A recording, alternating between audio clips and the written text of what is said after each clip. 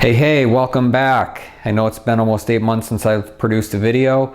I wanted to get this out on my channel. This is a brand new release from Rapido Trains. It's a GP40 in Illinois Central, and the road number on this particular unit is 3114. So let's go ahead and dive in. So I know one of the reasons why everybody comes to these product reviews is they want to see the locomotive in action, they want to hear the sounds, they want to see the lights, they want to see it in operation. So before I get to the unboxing, I'm going to go ahead and show you the sound functions, do a little bit of a test run on my layout, and then I'll come back and give you the update on the unboxing and talk a little bit about the prototype.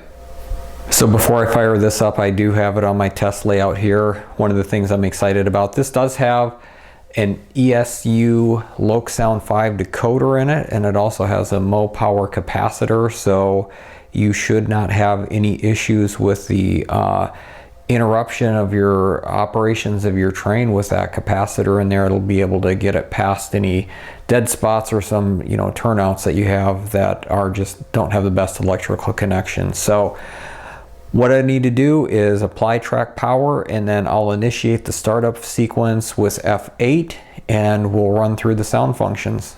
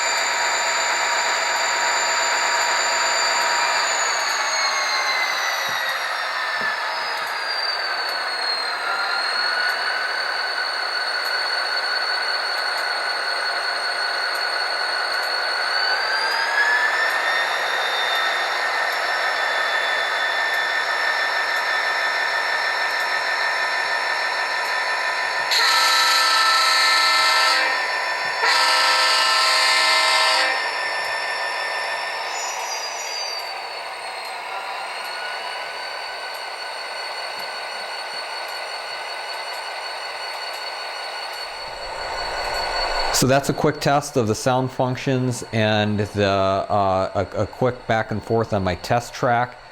All of the functions on here are the default factory settings, so I've not changed any of the CV values on here. I'm going to go ahead and finish up this video with the unboxing and talk a little bit about the prototype. I'm going to take some time and do the programming on my loc programmer and get this locomotive set up to my preferences. I always set it up to run on my proto throttle, so I disable the directional lights. I mess around with the brake settings a little bit on here, so I'm going to go ahead and do that in a different video. So in the coming weeks, be looking for some operational videos with this locomotive on my layout. Otherwise, enjoy the unboxing. So I want to say, as I'm unboxing this here, this is my very first Rapido locomotive. So in the probably 10-15 years I've been re-involved in model railroading, for whatever reason, I have never purchased a Rapido, probably because they do not have a lot of Illinois Central things. They produce a lot of the Canadian units, but in this particular case, they did do this particular model in the Illinois Central Death Star Operation Lifesaver scheme. They also did a repaint of this with the Canadian National with IC markings on it. I did not pick one of those up, but I do want to mention that they did produce that as well. So because this is my first time with Rapido, I'm a little bit unfamiliar with this, just in terms of what all they send with the packaging. So there's a Ziploc bag. I'll tear into that here in a little bit. Here is the operator's manual. Got a nice, neat little EMD control stand on there. This is a staple-bound book, and it's also in French. Did not know that. Makes sense coming from Canada. I'll take a look at this. I might scan some of the pages in. This is probably the big one that everybody wants to see, the function parts of the locomotive, the DCC functions. So this is a DCC sound equipped locomotive, so you can see the sound functions on there. Did a demonstration for you prior to the unboxing, so you're able to see that. Preliminary thoughts: this is a pretty similar packaging to what you're going to find with Athearn. You have the sort of the foam packaging. You have a plastic cradle with a blister. Go ahead and pull this off here. Outer sleeve, a bunch of styrofoam. You can see there's foam protections for the handrail stanchions. So I'm going to go ahead and shut the video off. I'm going to get this out of the packaging. I've got too much stuff here. I don't want to drop this thing, and I'll come back and talk a little bit about the prototype. So I'll pull those foam pieces from the stanchions here in just a little bit, but I wanted to be able to show you the contrast. You could actually see the plastic stanchions. So just real quick about the prototype here. I'll get this right off the bat. In my research on this, and certainly if you know my channel, I do a lot with Illinois Central. So this was actually built as a GP40 that was purchased by the Illinois Central back in the 1960s. It was actually built in January 1966, and its original road number with the Illinois Central, and I'll show you a picture on the screen here, was number 3027 as the Illinois Central in the orange and white scheme. Eventually, after they merged with the Gulf Mobile in Ohio, it became Illinois Central Gulf 3027 before it was rebuilt. So per the prototype, 3114 should be a GP40R, a rebuilt unit, and it was rebuilt in 1988 by the Illinois Central. So with that, it is a rebuilt model. They are, Rapido is basically selling this as a GP40, but prototypically this should be a GP40R. Regardless, a lot of the spotting features on the rebuilds and the GP40s, the original versions, were the same. Interesting thing with my research on this, there were some pretty substantial issues with the original GP40s before they became GP40-2s that EMD built. The first round of these, they had a lot of issues with some of the traction, and it really irritated a lot of the customers. So even though the sales for the GP40 models were brisk initially, they tailed off very quickly because the railroads were identifying some traction issues with the locomotive. So just a little bit of historical tidbit for you on that. So looking at the GP40s, these were really an evolution of the GP35s. They're about 3 feet longer in overall length than the GP35s. And probably the most prominent spotting feature that I always look for when I'm looking for these locomotives, you have the 3 radiator fans on top that are 48 inches each. The GP35s had 2 48s and 1 36, so kind of a little guy right there in the middle. And then obviously the GP38-2s have a different configuration, and the Jeep 30s had a really radical cab design on them as well, so they're very easy to spot. The other spotting feature on here that Rapido did nail, there are 10 handrail stanchions, so there's 1, 2, 3, 4, 5, 6, 7, 8, 9, 10. That is prototypically correct. The GP35s only had 9, so that additional handrail stanchion in there is because the overall length of this model is 3 foot longer than the GP35s. This particular unit, the GP40s, they were turbocharged power plants with the EMD 645E 16 cylinder, and they produced roughly 3,000 horsepower. So you can see right here is the exhaust, the turbocharged exhaust, and you heard the turbocharged prime mover when we ran this on my layout here a few minutes ago. Then the other sort of obvious spotting feature on here too is you do have these roof hatch access points for crews to be able to have access to the top part of the prime mover, so those hatches were installed. You can also see here on the side, the interesting thing too is there's another model that was produced that was a GP40X, and it actually had the angled radiators on the side hood, on the long hood. So this has a flat radiator grills on the long hood. They're not angled.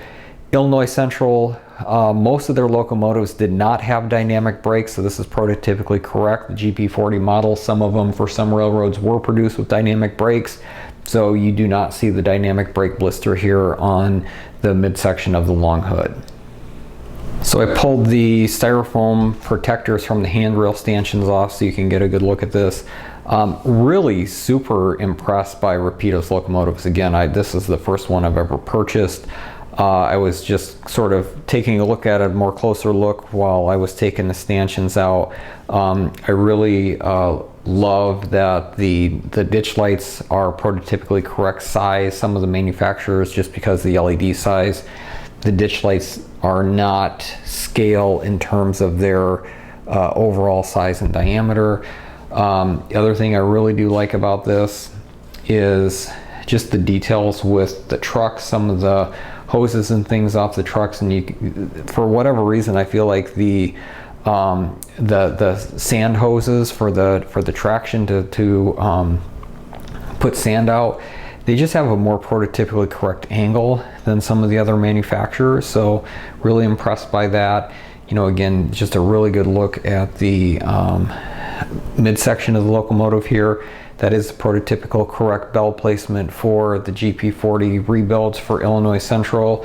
And of course, this does have the Operation Lifesaver logo on the rear of the long hood. So a lot of railroads were placing that back in the late 80s, early 90s. Again, just another look at the rear of the locomotive here. You can see the MU receptacle. They got MU hoses. You can see right down here there's extra coupler knuckle. The paint is phenomenal. I am very impressed by the matte black. I know nowadays it's cool to do matte finishes on everything. You can get your cars from the dealership with matte paint on them now. You know, Illinois Central, I feel, was a little bit revolutionary from the standpoint that they did some of this matte black, and it just really, it pops. The white lettering, the white numbers, the Death Star logo on the nose is pretty phenomenal. So overall, my impressions of this, I certainly haven't run it at length on my layout yet. I want to put it through its paces, get some longer freight freight trains going here with some longer, you know, freight cars being added to it. I don't typically model a lot of the Death Star schemes, but the fact that really no manufacturers come out with a new high-end Illinois Central model in the last probably 8+ months, I wanted to pick this up so I can get something back on my channel. Rapido's kind of knocking it out of the park here with some upcoming Illinois Central releases. They are going to release a road or a EMD switcher. It's a SW9, I believe, might be a 7. I'd have to look at the website again to remember, but it's in the old green diamond paint scheme. They're also releasing a GE 44 tonner small switcher unit that should be coming out here in the next couple months. I've got one of those. That's in the green diamond paint scheme as well, so I'll be putting and uploading that on there. And then they also just recently announced that they are having some GP38-2s, some in the Illinois Central Gulf orange and white, which I've got a whole fleet of GP38s in that scheme already, so I might pass on those. But they are releasing some Gulf Mobile in Ohio, and it's been a while since we've seen anything come out in the GM&O. So I'm excited about that. Get some GP38s from Rapido when they come out. So beyond that, I hope everybody's doing well. I appreciate you sticking with my channel and coming back, and you know, there'll be more to come on my channel here in the next few months, and especially now that we're heading into the fall and winter season. Hopefully I'll have a bit more time to dedicate to the railroad and get some more videos out to you. So until next time, happy trains.